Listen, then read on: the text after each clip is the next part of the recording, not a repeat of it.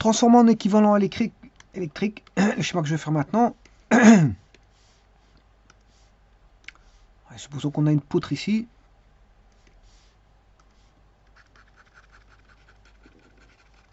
Je mets un ressort et je mets plusieurs pistons. Je vais mettre 3 pistons.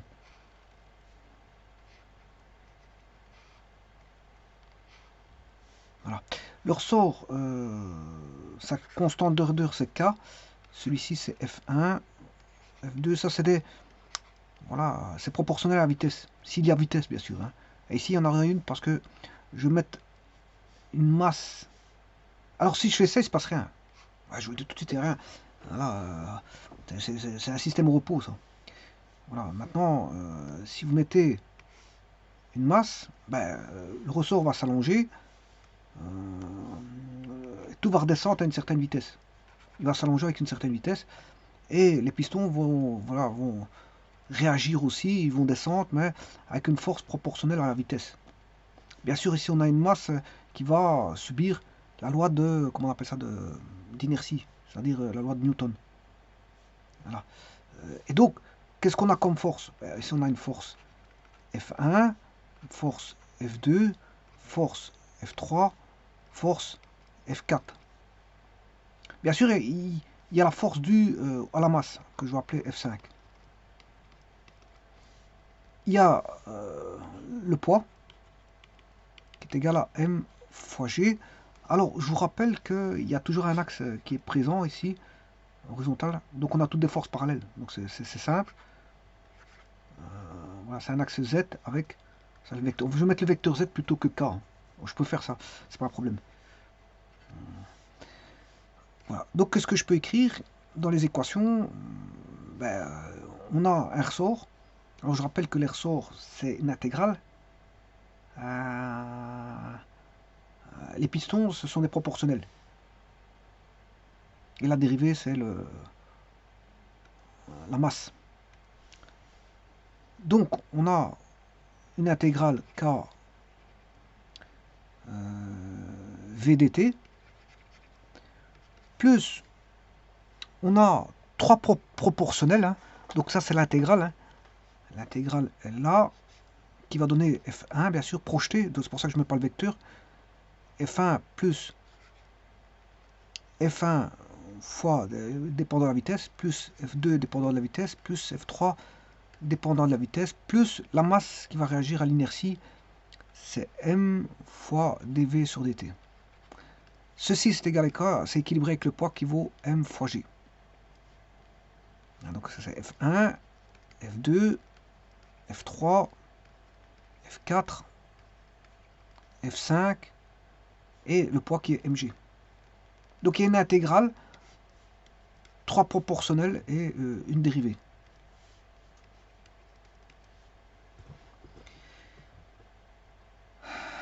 Bon, l'équivalent électrique. L'intégrale, c'est 1 sur L VDT, c'est une self.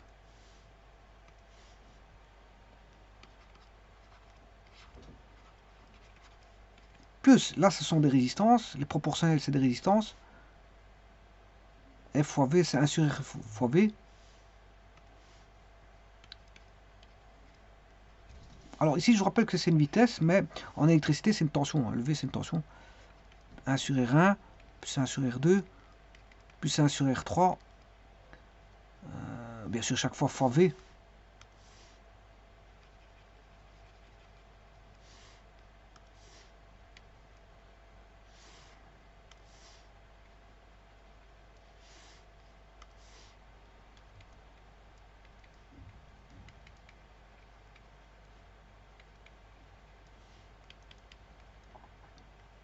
Oui, et là-bas, le M, c'est le condensateur. C'est dV sur dt.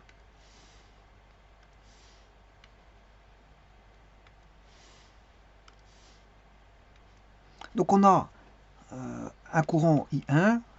Ça, c'est l'analogie, la force. L'analogie, c'est une vitesse, ça donne une force. Et un courant, une force, ça donne un courant. Et une vitesse, ça donne une tension. Donc ici, je pourrais écrire courant, tension, résistance, self, condensateur. Force, vitesse, inverse. C'est là, ici c'est un inverse. Ici c'est un inverse. C'est l'inverse d'un coefficient. Coefficient de vitesse. Voilà, coefficient de vitesse. Voilà, là c'est l'inverse d'une constante de raideur, de ressort. Et là c'est une masse.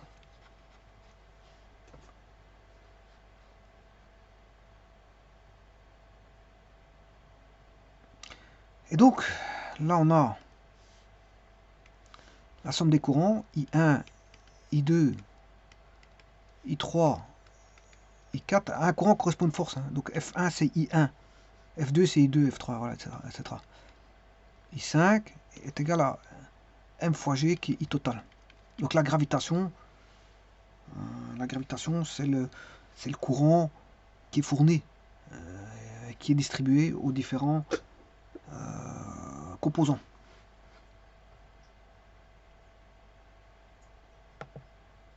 Donc le schéma équivalent va correspondre à une source de courant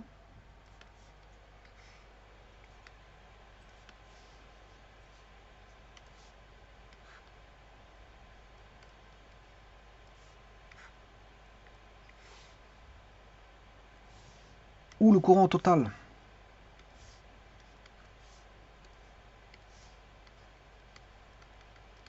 vaut M fois G. Voilà, ça c'est le courant total. En équivalence, il vaut M fois G.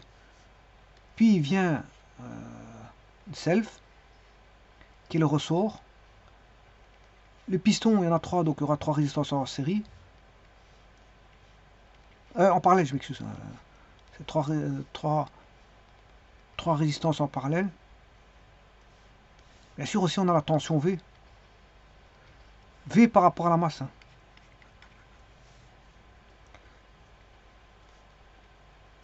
On a L, R1, R2,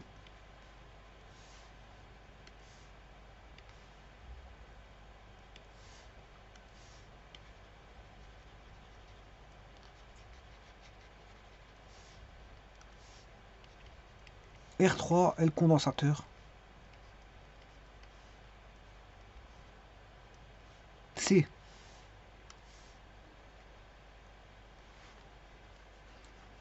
Alors, L correspond à 1 sur K. R1 correspond à F1. R2 correspond à F2. R3 correspond à F3. Et le condensateur correspond à la masse.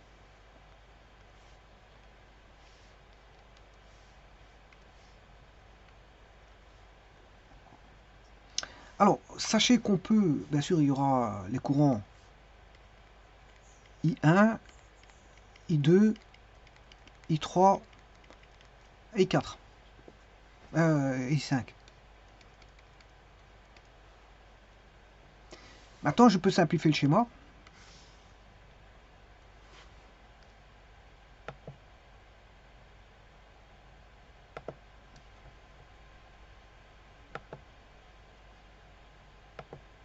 Je vous rappelle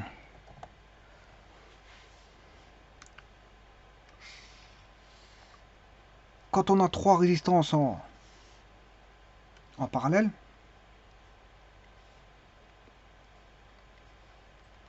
supposons que je lui mette une tension ici, continue, par exemple.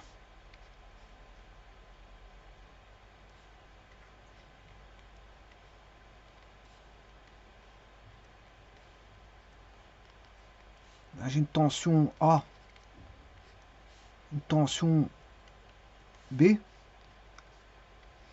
fournie par un générateur de tension, ici par exemple, que je vais connecter en A et en B. J'aurai du plus, moins, générateur E.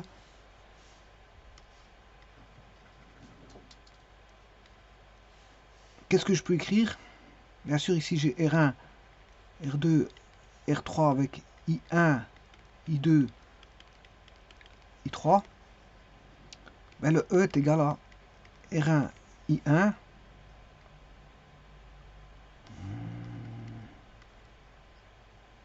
Ben, le I total ici, le I total va se diviser en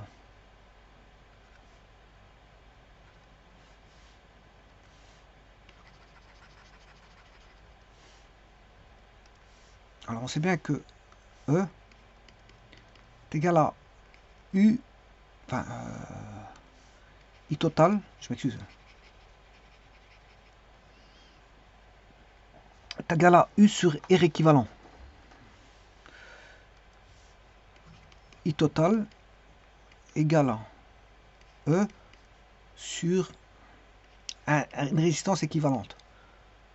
Or, I total c'est I1 plus I2 plus I3, c'est-à-dire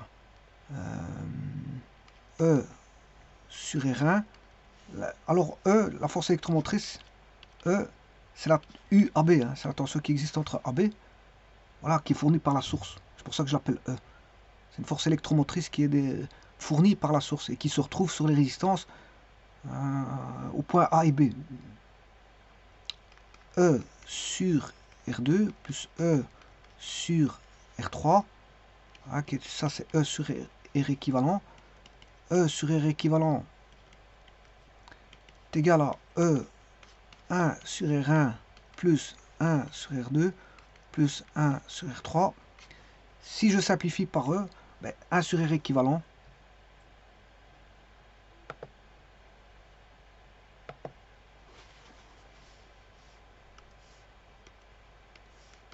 sur R équivalent est égal à 1 sur R1 plus 1 sur R2 plus 1 sur R3.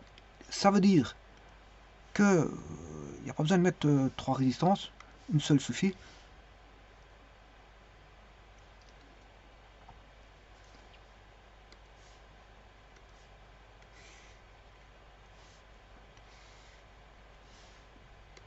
C'est une résistance équivalente. Alors, son équivalent mécanique, il faut le calculer. Voilà. Donc, ici, sachant que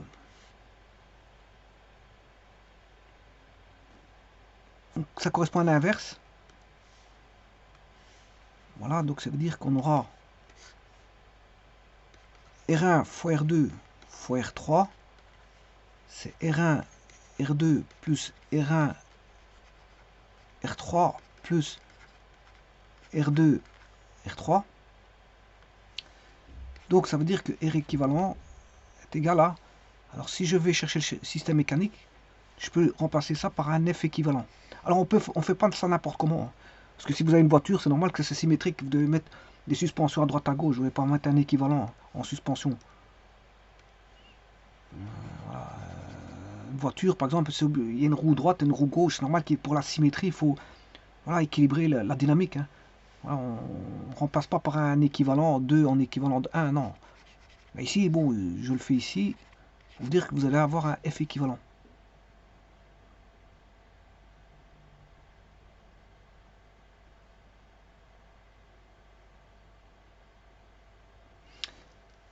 Donc, je vais calculer ce F équivalent.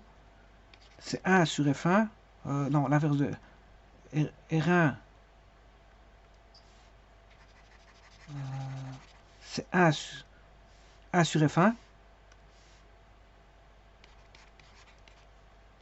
Plus 1 sur F2 plus 1 sur F3. Voilà.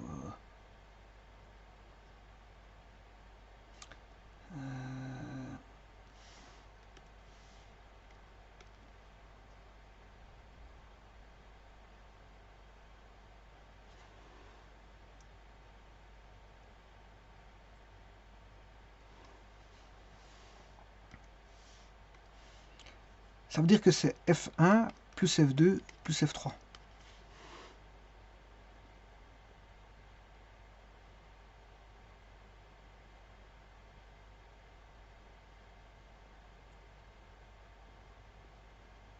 c'est F1 plus F2 plus F3.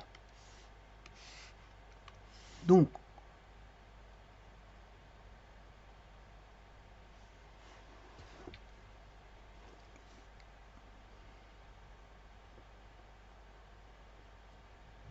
non, je m'excuse, attention qu'il ne faut pas se tromper. Ça, c'est 1 sur R équivalent.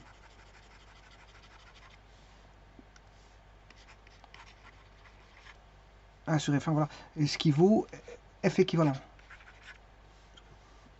Donc F équivalent, c'est F1 plus F2 plus F3.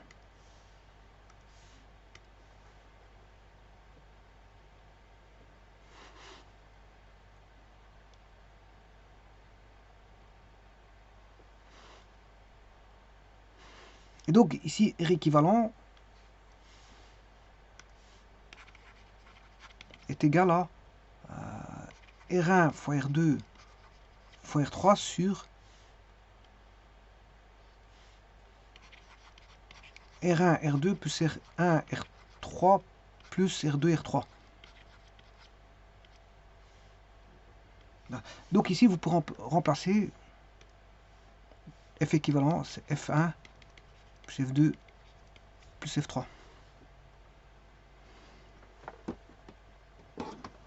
Je vous remercie.